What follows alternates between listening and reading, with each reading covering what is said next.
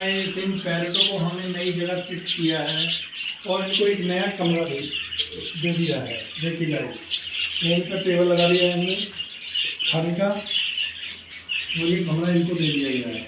और ये अभी डर रहे हैं, अभी ये जस्ट आए हैं यहाँ पे और सोच रहे हैं पता नहीं कहाँ जाएंगे हम। और ये सारे इकट्ठे होकर सोच रहे हैं कि इस जगह पे पहुँच गए हम, और अभी ये जगह को बड़े ध्यान से देख रहे हैं कि कौन सी जगह है ये।